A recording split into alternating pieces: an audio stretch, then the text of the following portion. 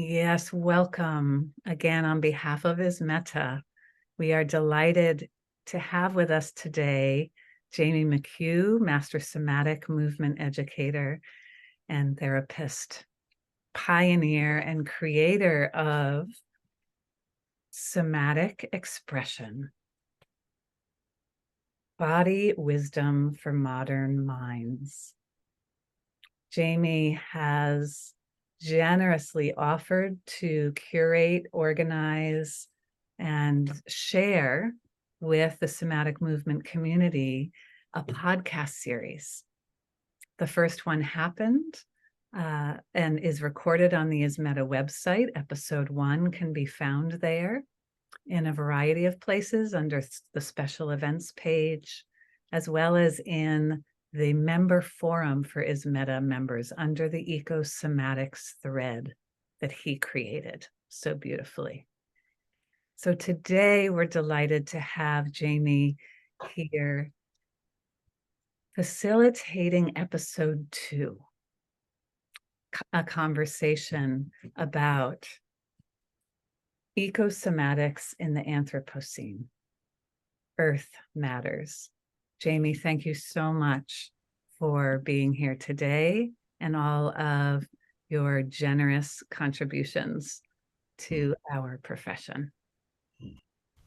Thank you, Elizabeth. So, dealing with all these technical snafus, let's all take a collective moment to just enjoy our breath and settle into our own personal ecosystem.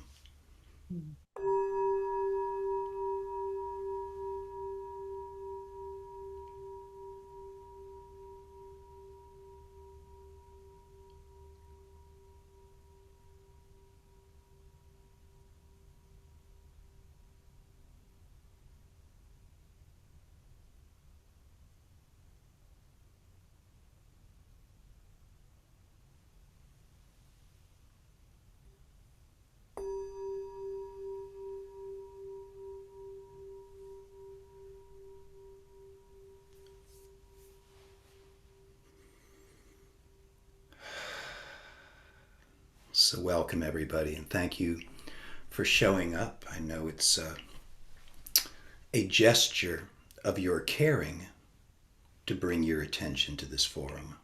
And for me, just knowing that right now there are 33 people, human beings in this room together, sharing a common yearning and intention for resources, conversation, potential actions around climate change is very heartening to me. And I, of course, want to open it up to be larger than climate change. I would basically saying the preservation of life on Earth in all of its many facets.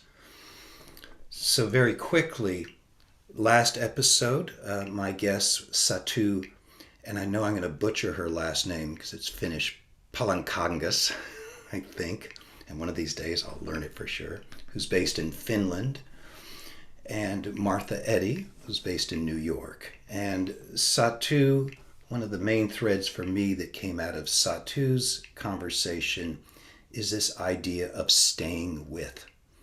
That she started this ecosomatics class in the theater school in Finland over 10 years ago and just kept bringing it forward, and now it is actually part of the curriculum at the theater school, which I think is awesome. So just that feeling of I'm going to advocate for this and I'm going to see it through, and there it is. It's landed.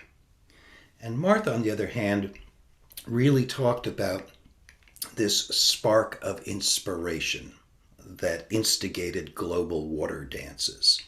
How first came from a student who she found out was doing a project of moving around to different environments, bringing awareness to the pollution in the local bodies of water, and basically rode a horse across the United States to bring attention. So once again, a very far-reaching project that one individual started, but of course trickled out into inspiring other people.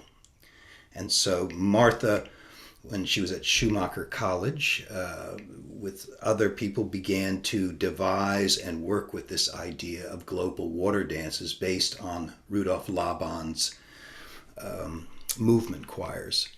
So, how to start with something small and just see where the process leads. And since you all here are dancers, movement people, as you all know, once you take a step, and then another step, and another step, momentum begins to happen. Movement becomes effortless. But as we all know, how do we walk through that portal and begin taking action?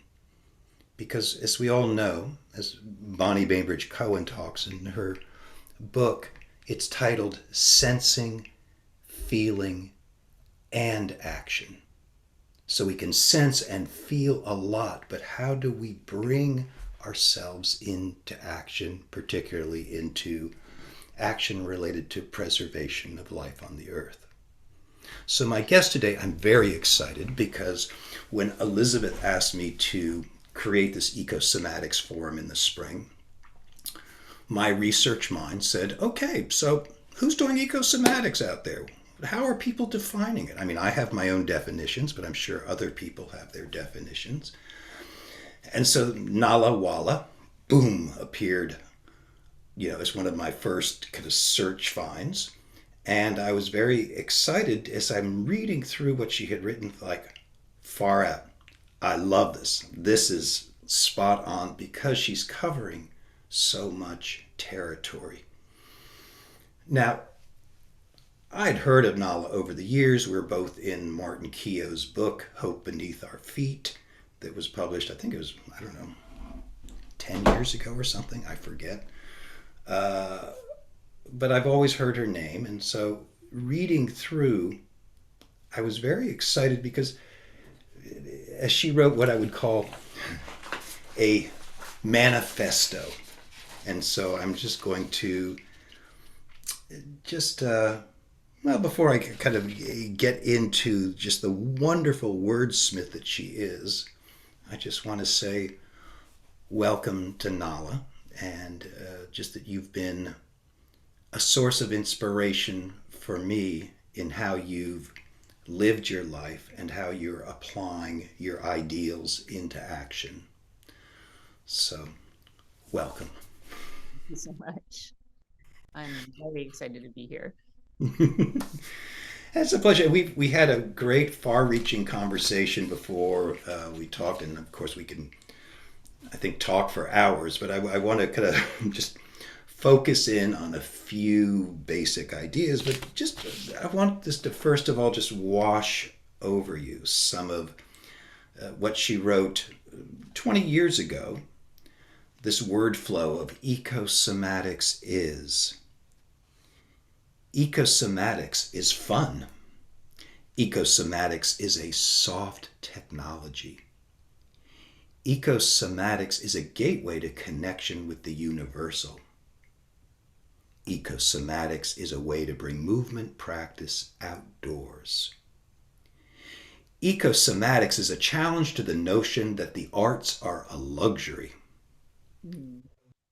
Ecosomatics is a demonstration of the indispensability of the moving arts to everyday life. Ecosomatics is at play in the landscape. And that essentially our philosophy at the Bee Collective is that earthwork is a sacred activity.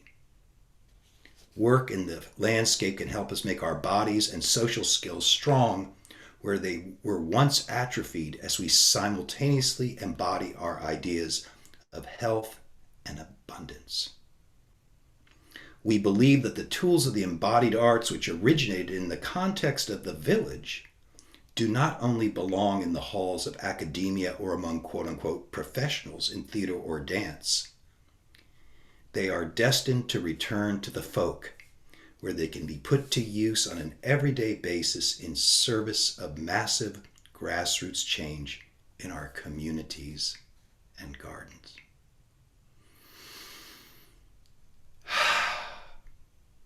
So I imagine you can feel that inspiration in my own soma from those words that really just brought me alive. And I just so want to kind of say, as I read back your language to you, how is it in this moment, and just any reflections you have on those kind of source materials and what I'd call the evolution of your action and thinking. Well, certainly when you read those back, which is not something I've ever experienced before, someone reading words that I spoke 20 years ago or 15, 20 years ago, I started getting teary-eyed. Yeah, because they're just as true now as they were then, and maybe more so.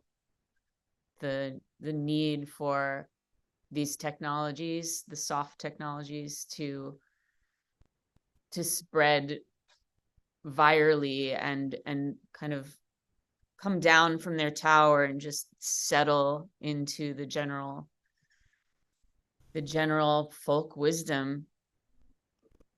And I'm not sure how I came about those words, but I think of it a little bit differently now, because rather than giving the somatic arts back to the people as a charity, it's just a recognition of where they originated in the first place. They Mm-hmm. originated from the land and the creatures of the land, and from the necessary and beautiful work of earning and being involved with the sustenance of raising food and raising children and building homes and weaving our clothing and needing to get along. People needing to get along while we do all these things. So the songs of the land and the movements of the land coming up into our bodies and being expressed by us in order that we keep the gears of our social landscape lubricated. Or the weave of our social landscape strong and tight. So it's not like something that was a mental concept that academics brought up and now let's give it to the people because we're so we're so generous and kind. It comes from there in the first place. It comes from the land and all the bird song and the tree people and the rocks and the winds. So I have a little bit, perhaps more of a, it's even more humbled of a definition now Mm. than I did then. Mm.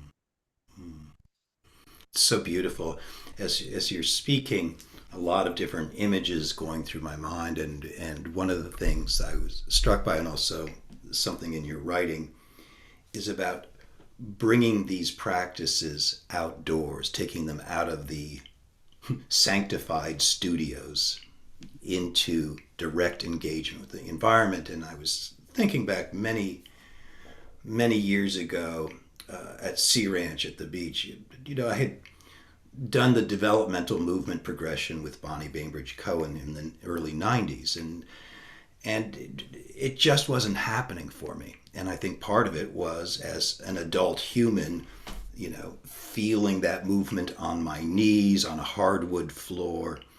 And it wasn't until I then did the patterns at the beach in sand with the sound of the ocean and that sense of space, and the just really dropping down into the comfort of being held in that way, that then the mind of the movement actually propelled me into action. It's like, oh, this is kind of the choreography, but underneath it is that sensate experience of being held by the earth.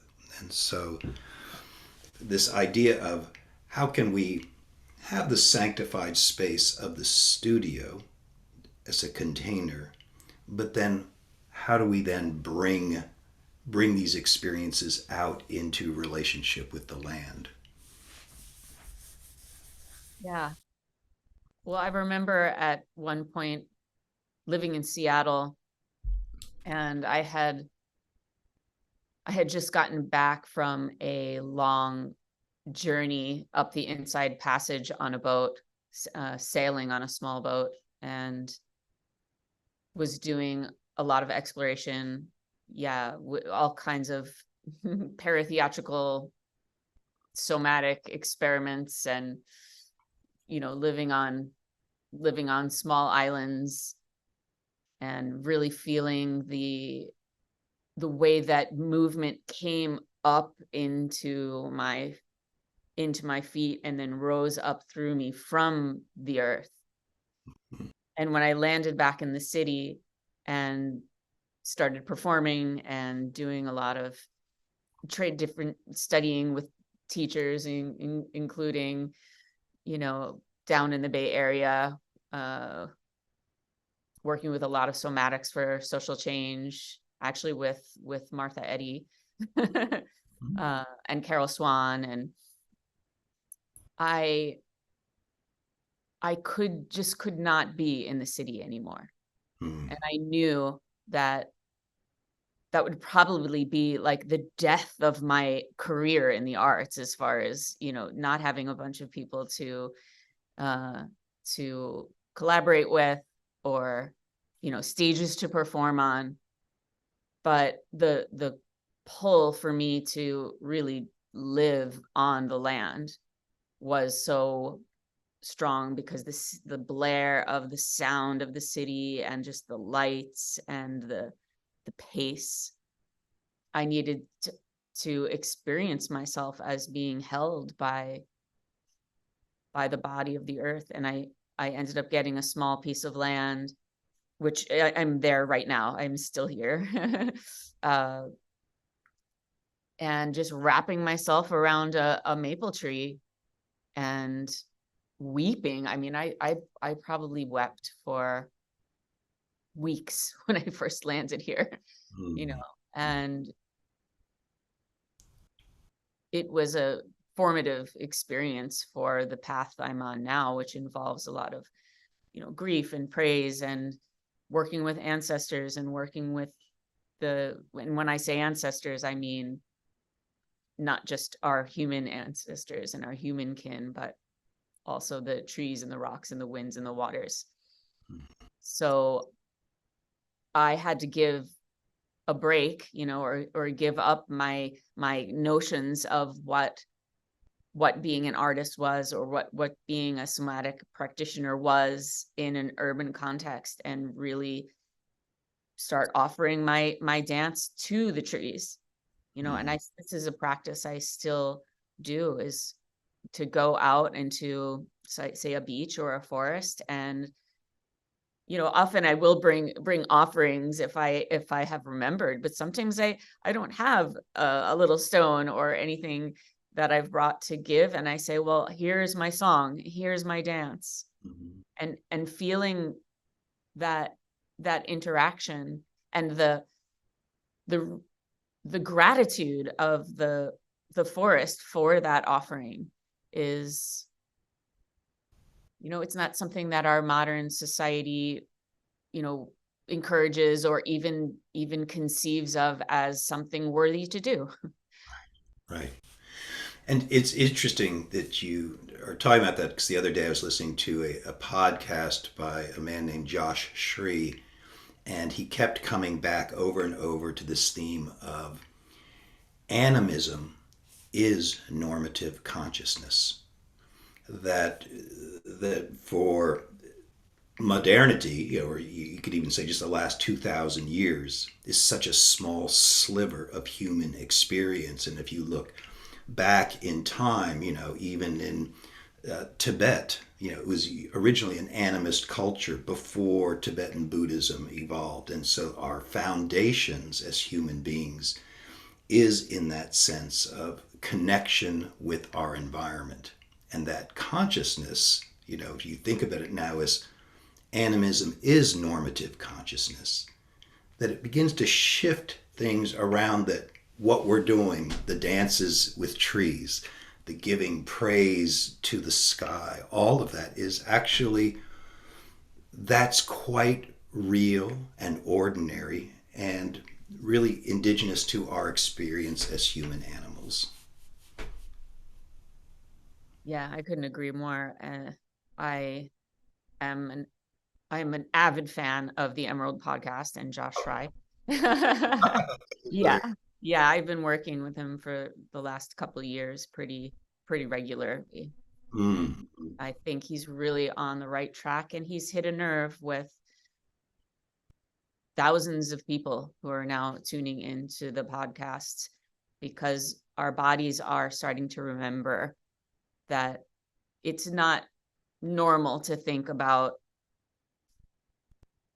our world as some kind of big machine that's dead and just somehow lifeless. That the to not see everything around us as alive and full of consciousness, and something that we want to learn the language of and speak with, and give gratitude and, prayer and all of those things that are so, frowned upon in a mechanized and secularized, society.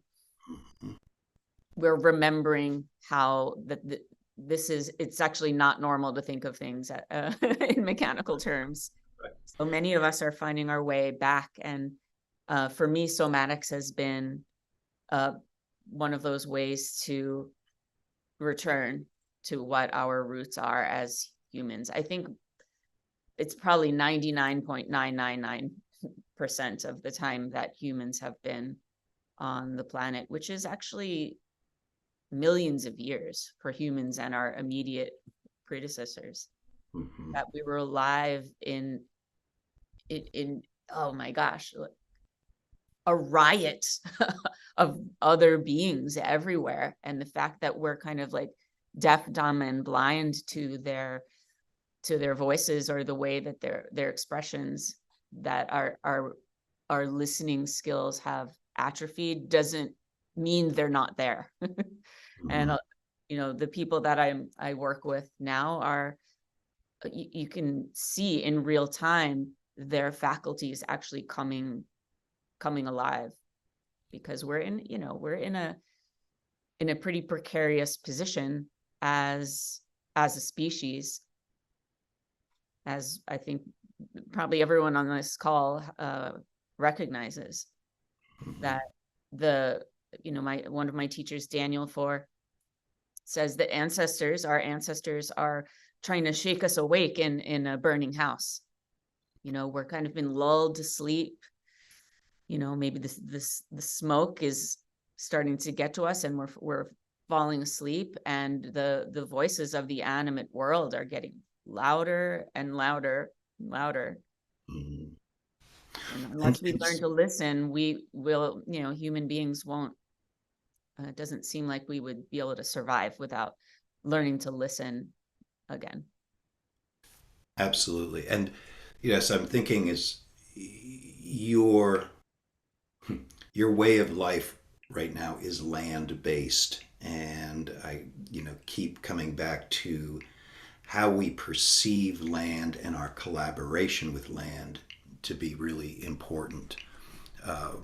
So for example, how does that translate into everyday activity for people, for example, who are living in urban environments? Or how do we begin to appreciate land and land use, and how can we support through our individual actions, which becomes collective action, to preserving land, to honoring land? And just as a very simple example, I live next door to a 500-acre organic farm here in the Hudson River Valley, and they're a CSA. And for those of you who don't know what CSAs are, they're community supported agriculture.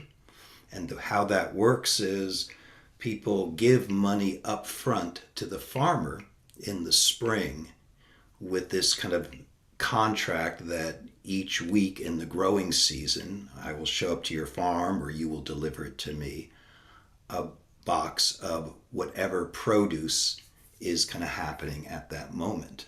And so this farm, not only, is organic and they're tending to the land, but they're now also part of a new certification I'd never heard of before, a social justice equity certification, which is about that their employees are paid well and all kinds of. I mean, it's phenomenal to see the intersectionality happening just around this farm. And so, of course, we're members here, but they also deliver to New York City for certain drop-off locations. So that for me, in terms of what they're doing, is they're honoring the land, they're educating people about the land and bringing forth their harvests for us. And so coming back to land and land base, can you say a bit more about your land and just your relationship to land? Well, when we arrived on this land, it was, quote, raw land.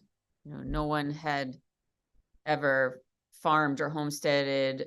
The native people of this region lived close to the water source, and we're up kind of in the woods. So it's unlikely that anyone ever lived on this exact piece of land before.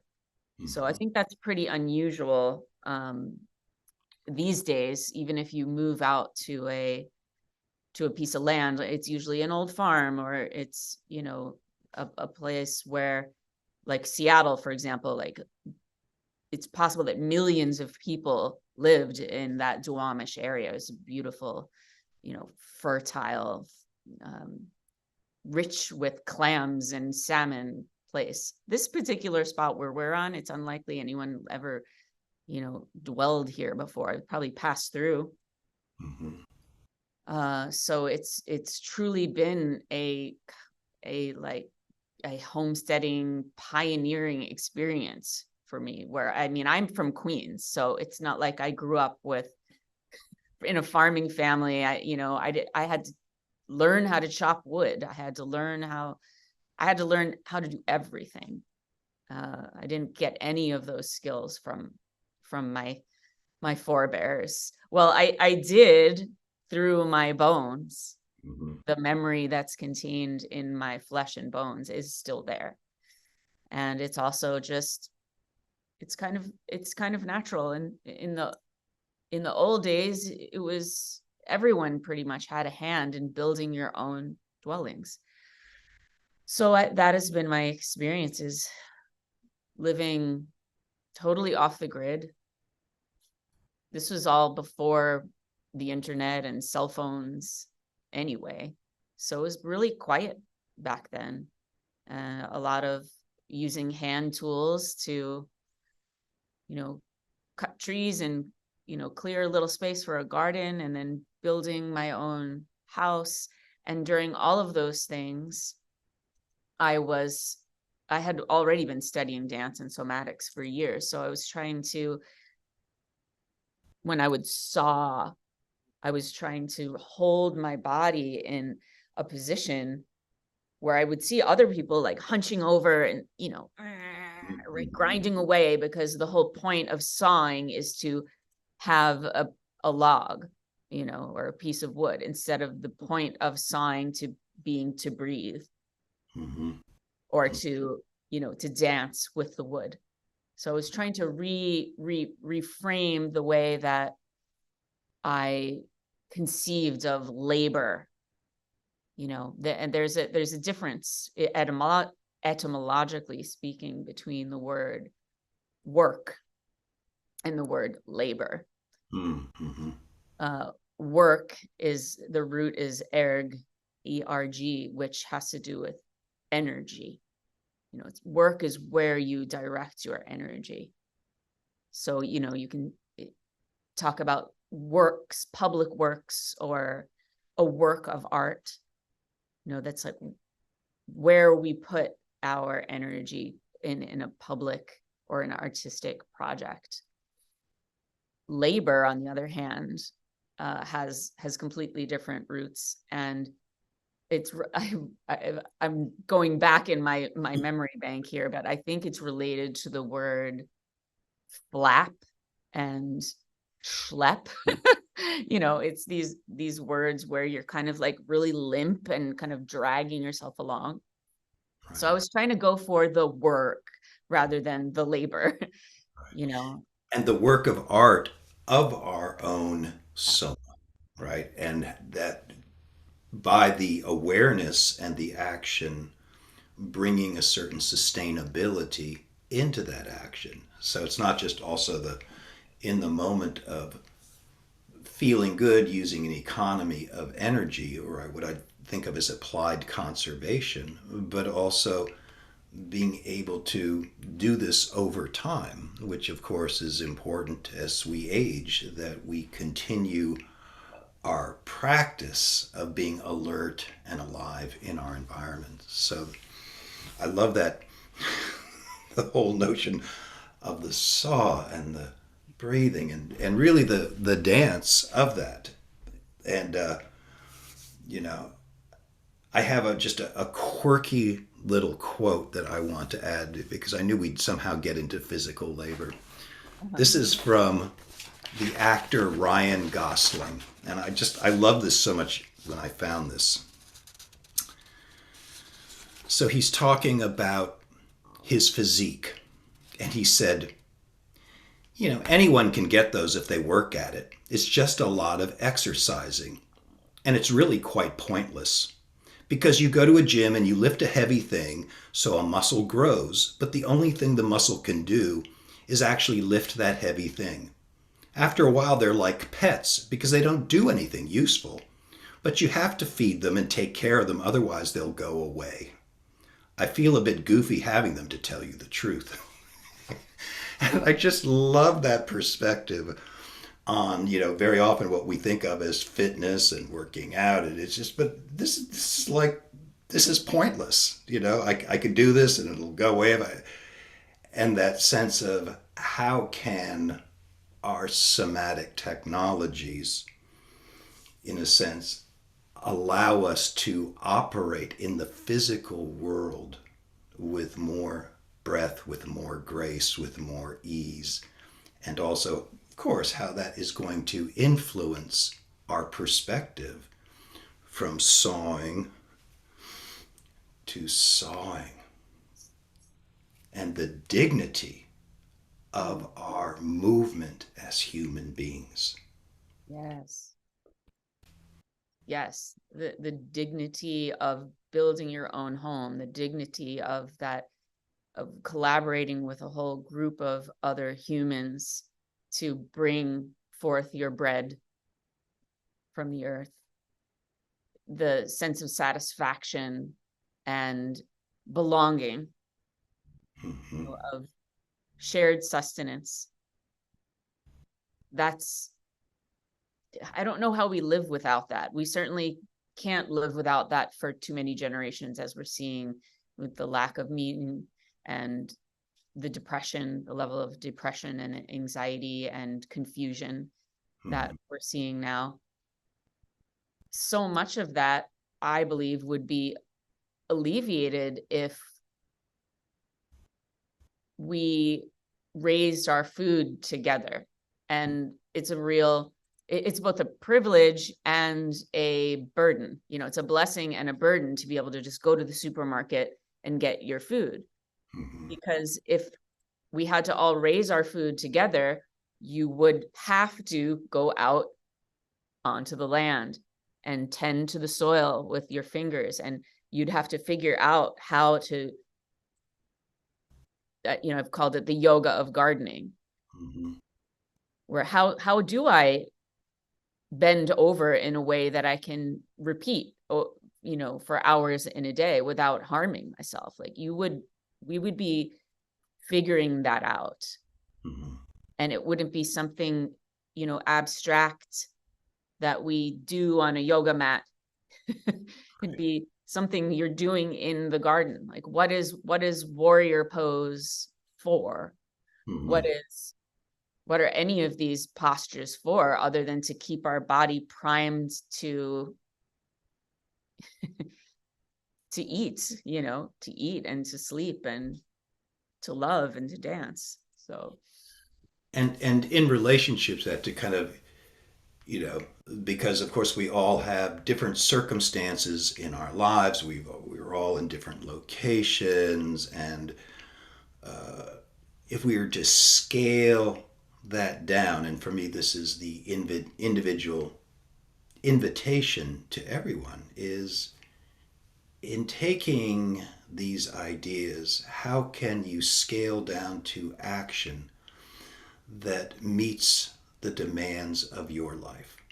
Right? So, how do we each tap into our own creativity to kind of consider, oh, how can I use my movement practice as a way to meet the demands of the world, and also, in a sense, as you were using the word before, give praise, to notice this environment as I'm walking, even to look up at the sky instead of looking down at my feet or my phone? How can I embrace space in a very different way that continues to feed me, but as an organism moving through life, how does my being also radiate out as well as center within? Right? So, how do we each become our own living exemplar of the life force? And that was, I know, a nice long digression, but I like to ride the wave at times. I don't know if that's a rhetorical question, or if you're I don't know that I would have an specific answer for that, because everyone lives in a different context. Right. But I do think the modern lifestyle presents a lot of challenge to people being able to at least remember that our bodies are for something. Right. They're not only for sitting in front of a computer like this. Mm-hmm. This seems to be the only acceptable posture for bodies these days. Mm-hmm. It has become like a privilege to do manual labor, to have any manual labor involved in a modern American life. Obviously, I'm not talking about many countries in the world still have plenty of, Right. physical demands on a body, but are these strange, North American and maybe just the hyper modern lifestyle makes it difficult for folks to feel that exchange with the sky and the air. It has to be a very intentional, activity to go outside, to go outside and remember to do those practices. It's not just a matter of course that's woven into the fabric of our lives. So Mm-hmm. I've been I thinking. had to move out to the country personally to remember. And I know that's really not possible for, everyone in modern America or Canada or wherever you're tuning in from. Right. I But was we gonna say, I've could get involved with gardens, at least somewhere right, where we are. to cultivate something alive and to follow it through and to have that relationship with the world in that way. I've been thinking lately, as you were talking about, this idea of pilgrimages, and pilgrimages to wilderness, pilgrimages as part of our rhythm of just remembering I need a certain amount of time in the woods. So to move from the utilitarian to more of what you're referring to as the praise body, the sensory body, participating with the woods. And you most recently organized a gathering of where you got people out of their lives. I'd call it a different kind of pilgrimage, but a pilgrimage all the same, of creating the time and space to gather with others outside for 5 days. And so if you could just speak a little bit to that, as one of the ways that we do connect around land and community. Mm. Well, that's definitely pretty fresh in my mind because I just got back a couple of days ago from spending 5 days, which sounds like a lot of time to our modern minds, to just be out in some cabins in the woods with folks, but it went by in a blink. And I had wished that we had the opportunity to, and maybe we can work towards that, but to spend from November to say February, and the dark days of the year, just being together, eating together, dreaming together, dancing together. This was a group of people who are, I call them the tenders, people who are poets and artists and dancers and, therapists and people who tend to others and were tender-hearted. So the amount of embodied intelligence of the people in that gathering, the people who were there, we had really everything we needed to survive for an entire winter together. We had ancestral skills people, we had storytellers, we had, grief tenders, we had prayerful human beings, we had people who carry songs, and we didn't schedule anything because it seemed like the most pressing need for everybody there was to just stop, just decompress and see what bubbled up from there. So I would like to see us gather for several months, actually, to do something like that. It seemed like 5 days wasn't even barely beginning to scratch the surface, but Right. I see some people in the chat who were there.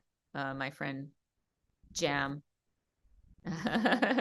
was integral in helping to the praise gathering, to create the praise gathering.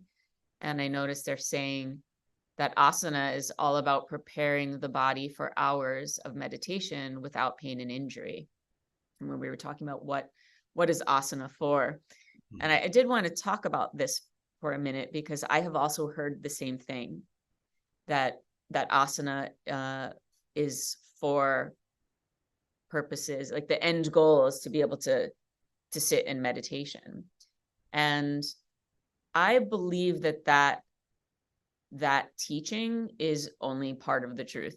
I think it is that it has come to us from a society that was already falling out of the animist roots.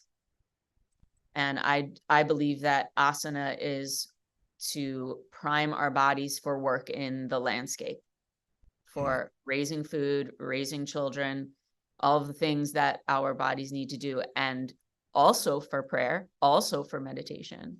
But the end goal, to be able to sit completely still in lotus, I just don't believe that's the full teaching. I just wanted to say that real quick, Jam, because you wrote that in the chat. And that's what we were doing at the praise gathering, was remembering how our bodies, allowing our bodies to remember how to be in humble, worshipful gratitude postures. Right. And I think that's, of course, the challenge of the times, which is how do we honor traditions and honor technologies that were made, years and years ago, but with specific, perhaps, ideologies, and how can we draw from those and update them to meet the needs of modern culture and who we are now? Because as a species and on the land, it is changing. And so, how do we, in a sense, learn gratefully the practices, but then find ways that we can innovate them and make them relevant to the here and now and ourselves. So I'm all for that diversity of expression. And it's like you said, I can use practice for this, I can use practice for that. There's a lot that I can use this for.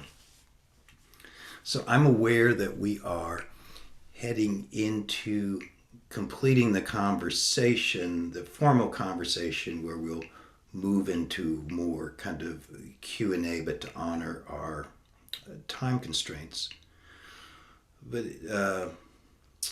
for this part of our conversation, anything in particular that you want to kind of bring to completion for yourself, any reflection?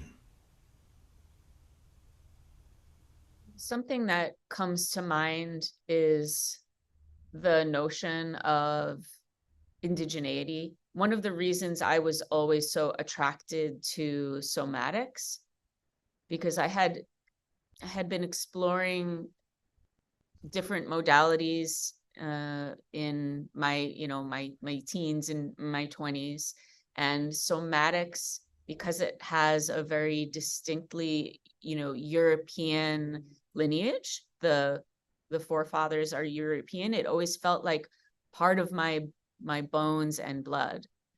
And so I moved towards that sense of somatics as an indigenous inheritance that comes. I felt like I could claim that as part of my lineage and my ancestral body. And there's a lot of activism and discussion and thank goodness, rightly so, about who's indigenous and who isn't. And I just wanted to, advocate for this notion that all of us, anyone alive, any human being alive on the planet these days, can trace their roots to indigeneity somewhere. Mm-hmm. And some of us have to do a lot more digging than others, because the process of colonization has been in operation for, say, thousands of years, and has obscured some of the roots of where we come from. But every single one of us is from an animist culture somewhere back there.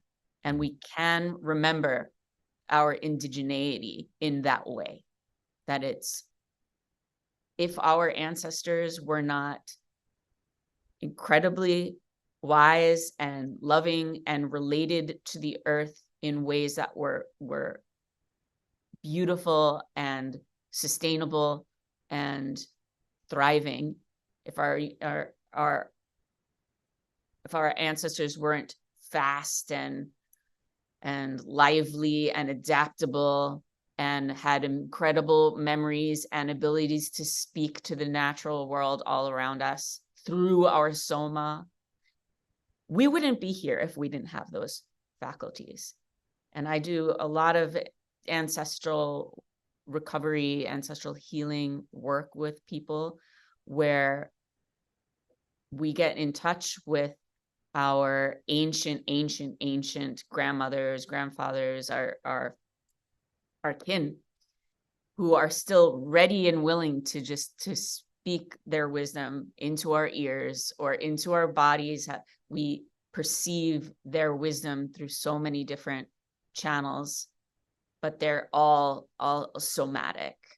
Mm-hmm. And all it takes is for us to be open to that.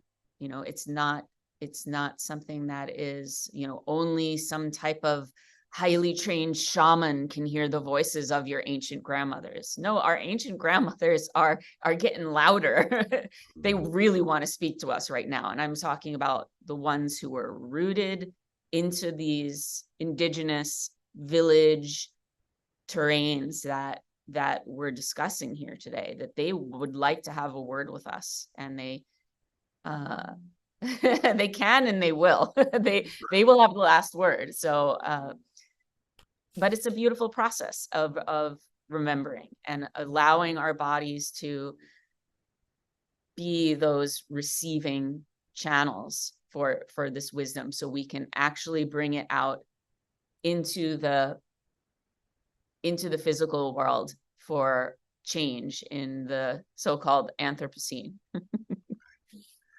And along those same lines, I think for me, in a similar way, part of invoking the basics of practice, breath, vocalization, contact, movement, and stillness, for me, those indigenous technologies of the soma, to begin to reconfigure this body of culture, right? The enculturated body. How do we begin to relax into our original birthright of being elements of nature? How do we begin to let go of the mental corsets that inhibit our just becoming the fullness of what we are as animate bodies? And so for me, that the weaving together of our perspectives for me is a real delight and a treat. And before we transition over into conversation, into overtime conversation, I see we have a lot of chat to respond to. We are going to take a 4-minute aesthetic break. So if everybody can turn off your cameras, I am going to put on a video where you can simply just relax into yourself and let all this information just kind of wash over you.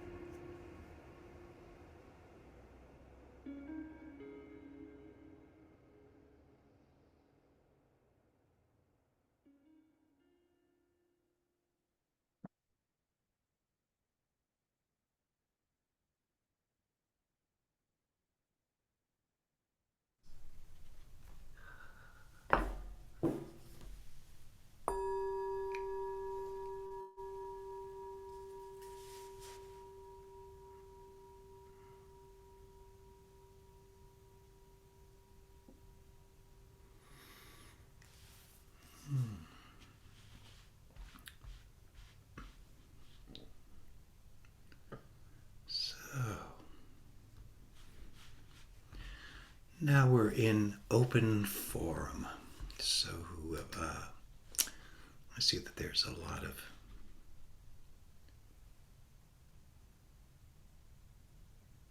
things going on in the chat, but also I'd like to open up to anybody who would just like to unmute and speak up.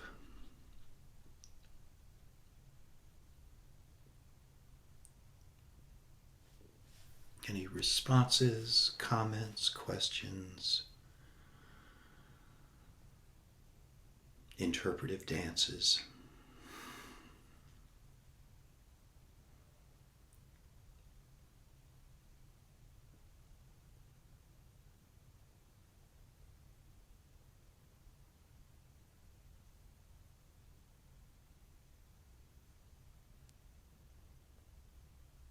Amy and Nala, there's a comment in the chat from someone who says they cannot unmute where they are right now. Mm-hmm. Would you like me to read it, or would you like to just read it silently and then respond? Oh, the one, okay. I can read it, yeah. It would be great if someone could read it. Sure, I'm happy to.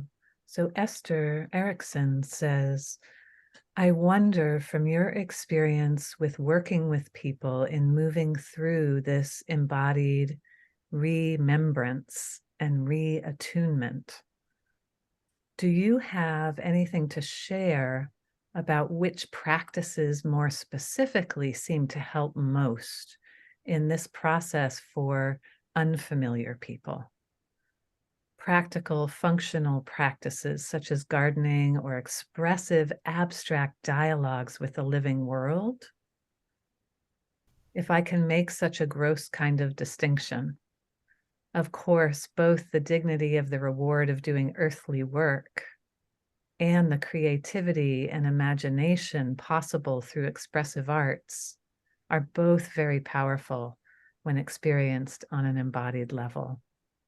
Smiley face. Beautiful, beautiful talk. Thank you so much for facilitating this. Deeply nourishing and heartening.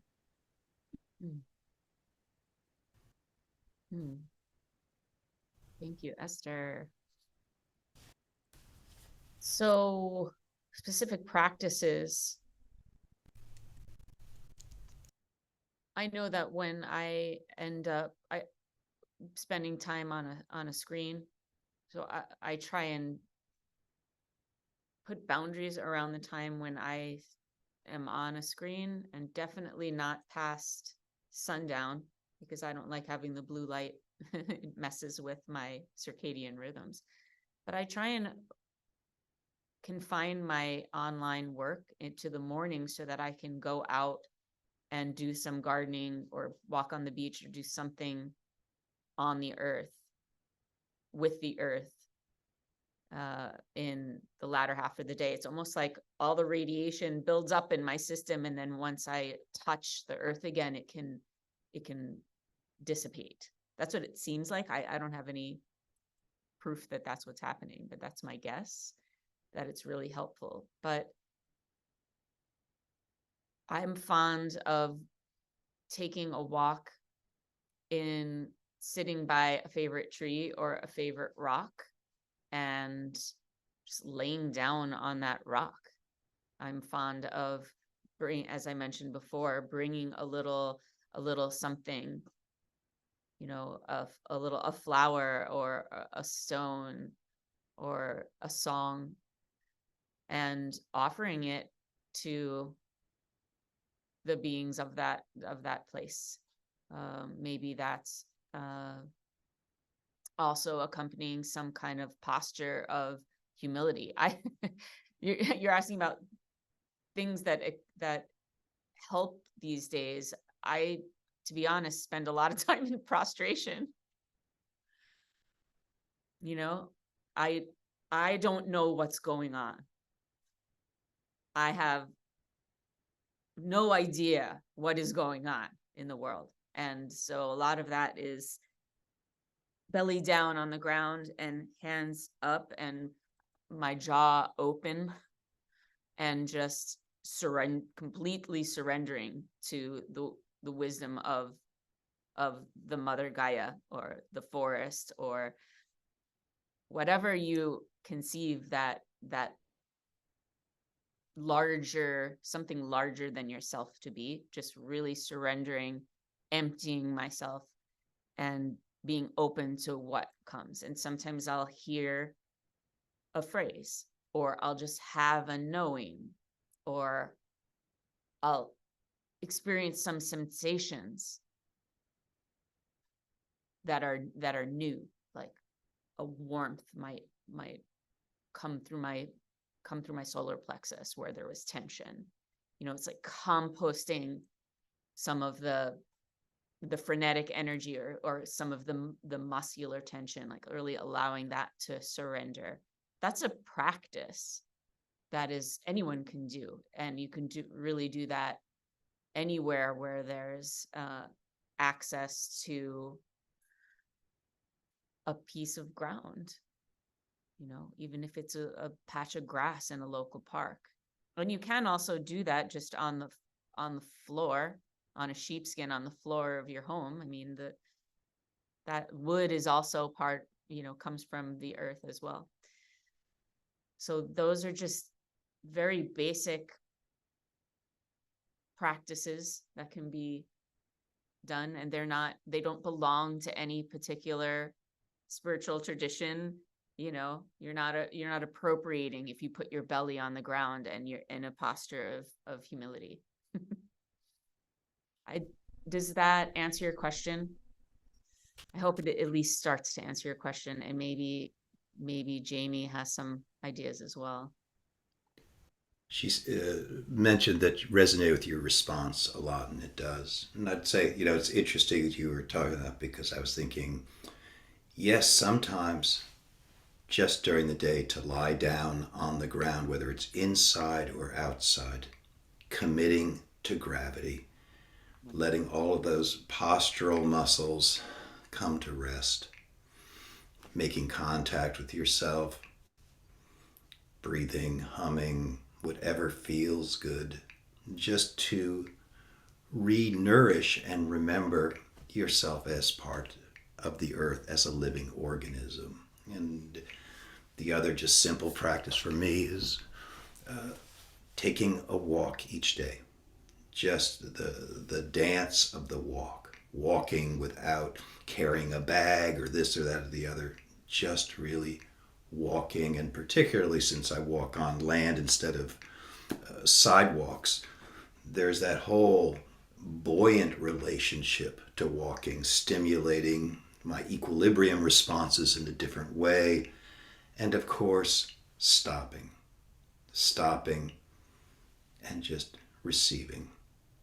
And for me, that's really important, just the punctuation of movement with stillness. And if I was to go further with that, other times, because you were talking about the expressive and the artistic, that I'll take my camera with me.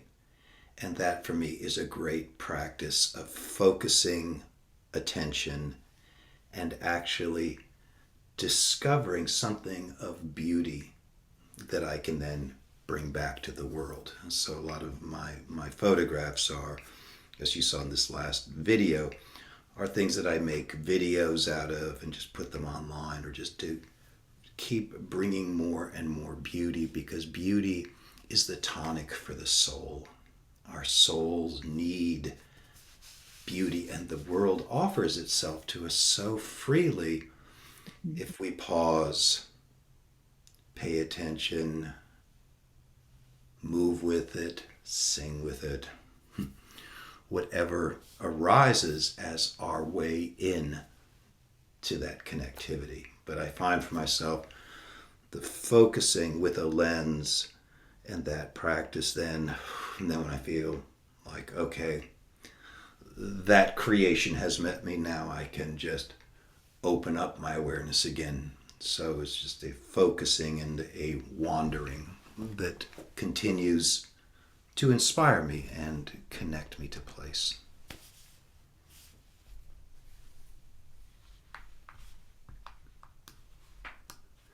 Minu wants to say, I would love to ask the question whether life force in other bodies outside of us can be felt in different nuances depending upon the other body, human, animal, plant. The largeness of these bodies or the finesse of them or the fineness of them, and whether there's a language or other writers, scientists you know who have given this a name or description. A visceral empathy, for example, or the sense for life force, aka Rudolf Steiner. I would listen to the Emerald podcast. That is a huge resource. And at the end of each episode, and each one is an absolute work of art. He includes a bibliography of just incredible amounts of rabbit holes that you could explore. But I mean, is there a name for it? Resonance? So I'll just type that here. So Emerald podcast. Yeah, I've just recently discovered him. But I really so taken by his mantra. Animism is normative consciousness. Yes, like it's indeed. Mm-hmm. Yeah, people can feel free to add. I see folks are adding geographies of ecosomatic essays. Yeah, there's lots of I was going to unmute and ask, could you hear me? Yes. Okay. I'm a mother of a wonderful 26-year-old organizer who's also quite a dancer, American Studies major at Wesleyan and dance in Middletown, and has been very connected with the earth, and is for years growing up in the redwoods, born in the redwoods in the water, and yet being thrust into this world, like your just description of your going prostrate, is a lot for them, singular, a lot. And they're really doing active work and organizing. And I was so grateful to have you come on the Ismeta and to come on this and to be here. But I'm thinking about the healing work that you could do. I mean, my child has the tools of dance and movement and earth, but many do not. And so the work that you're doing in particular for these young, dedicated organizers with what we are experiencing in our world right now, and the people, especially like my child, who's so in tune with the ancestral voices already. I just want to, my question is really, I mean, I could call you and send you, and I will, I will connect you.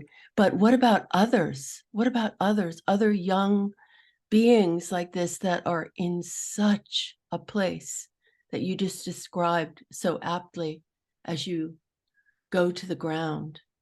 Thank you.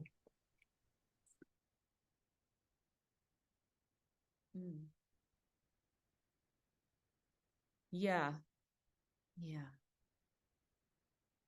My prayer and my wish for the world is that we have a very huge and massive decentralization of these tools and technologies that can reach all who need them. Doing grief work in our communities on a weekly basis, to have a dedicated space for a grief ritual, which means for joy ritual, because grief and praise sleep in the same bed. They go hand in hand, and expressing our the despair and the shock, the rage, the surprise, the sadness, the fright of these times in the ways, the old ways, with our voices, with our bodies, with our drums. To do those things together on a massive scale would be my prayer. So that's what I'm trying to do, is get the tools to the people, to your son and to all of their friends. And oh, it's going to take all of us for sure. Yeah.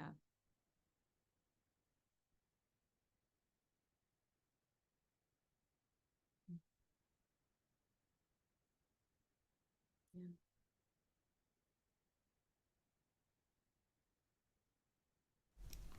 I just want to dovetail that for a moment of just the retreat I had at Sea Ranch in September. I remember one of the women in the group saying, everybody in our group is, like over the age of 40. Where are the young people? And I realized in conversing with her, it's like, well, there are ways to get our work out in the world. At the same time, this retreat is to, as you beautifully used that expression before, is to tend to the tenderers, to those who are holding space, that it's important that our own self-care and our ability to go on retreat for ourselves and renew with the environment and our own somas and community is so important then for moving back out in the world and reaching people. So I sometimes see that how our work manifests can be supporting behind the scenes, supporting in front of the scene, wherever we are. And just as, once again, because I always like to come down to what are simple actions people can do.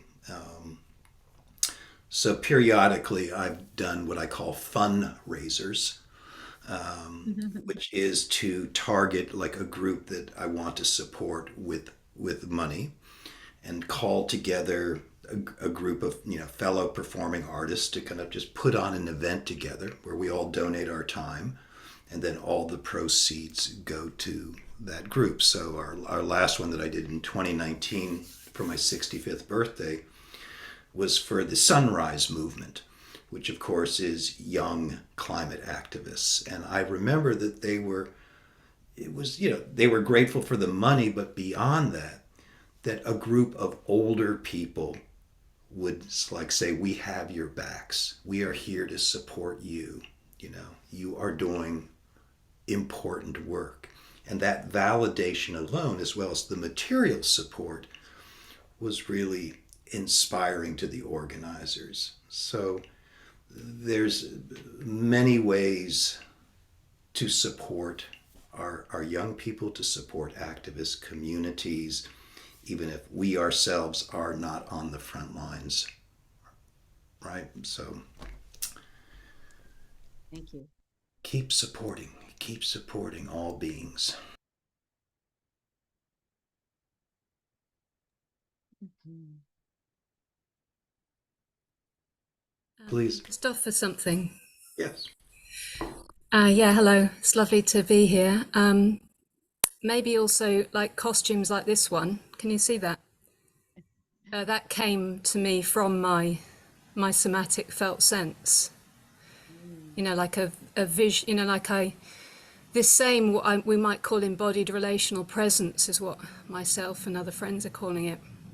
Has this capacity, doesn't it, for visions to come, and so these visions, these costumes are an amazing way to connect with people, I notice. And just even wearing the costume and moving, just a little bit like a different species has an incredible way to connect to other species and how they might be experiencing the world. So, in case that's helpful. That is beautiful. Yeah, we made 9 of those. This was part of sort of Extinction Rebellion. Mm-hmm.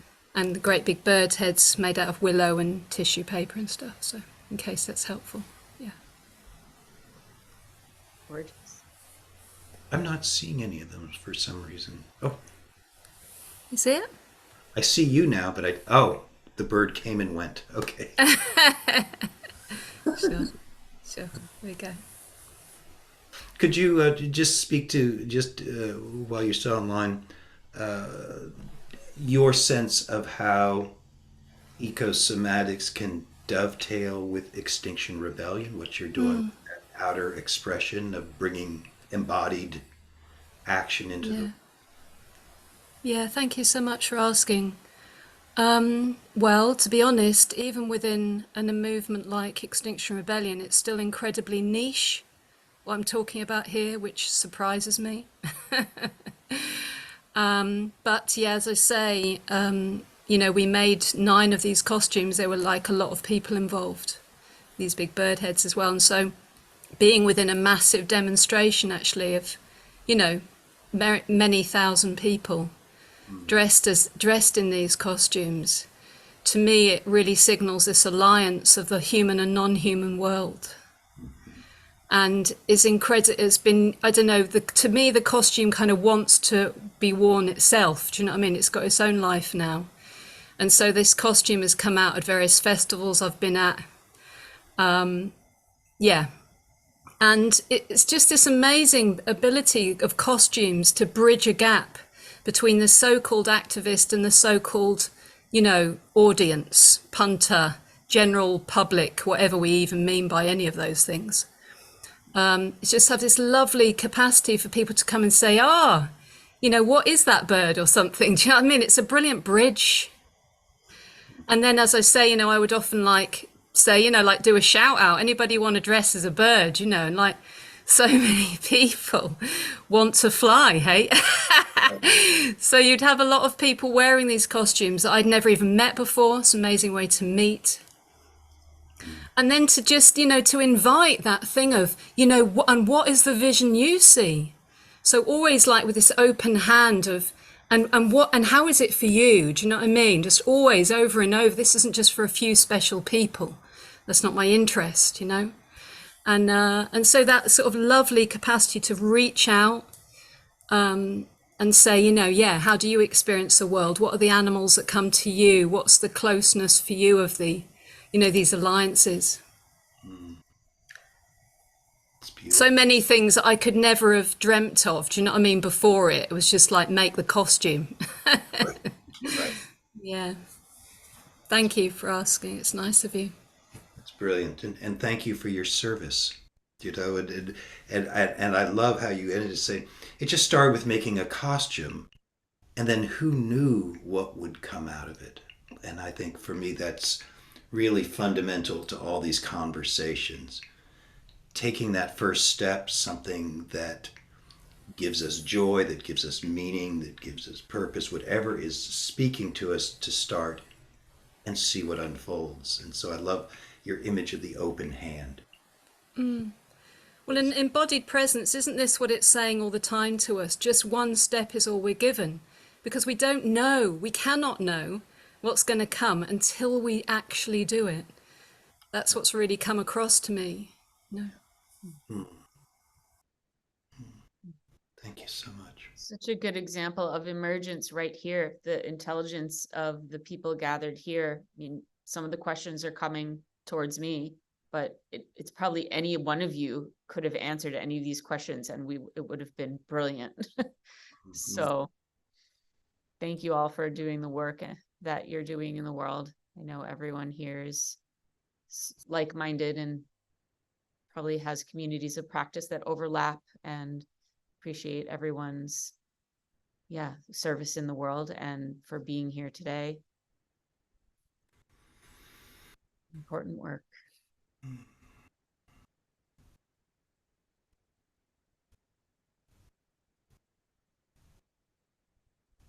Anything else before we close today?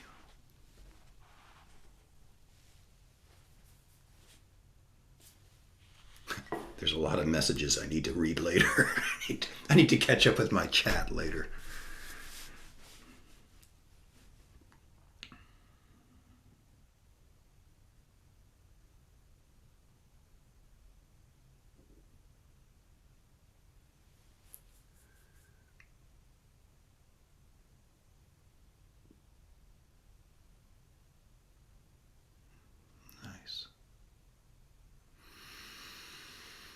I did also want to invite folks to get in touch with me.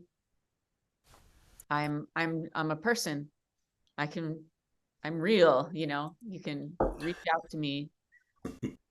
I do lots of work with people one-on-one and in groups, and I invite you to, yeah, get in touch if that's something that appeals to you. I can put my various websites in the chat here, bewellnow.org, and also Well Wisdom. Yeah.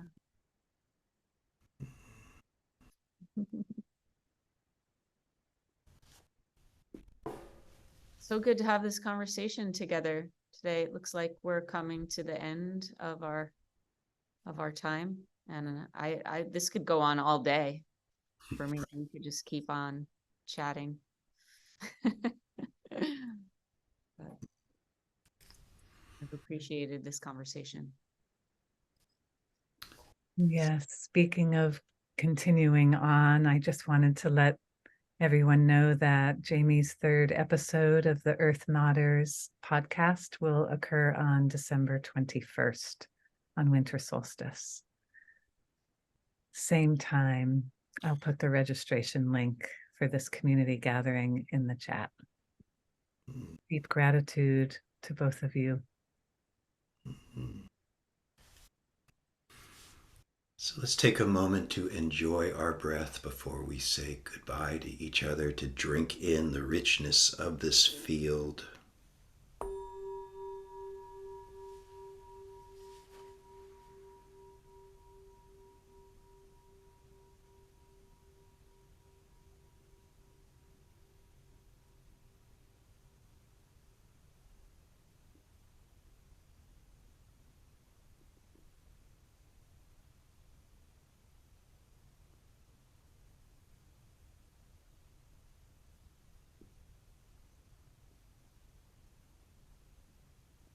May we all remember that we each matter. We are matter. The earth matters. May we move forward with grace and purpose, fullness of being, and much breath to carry us forward.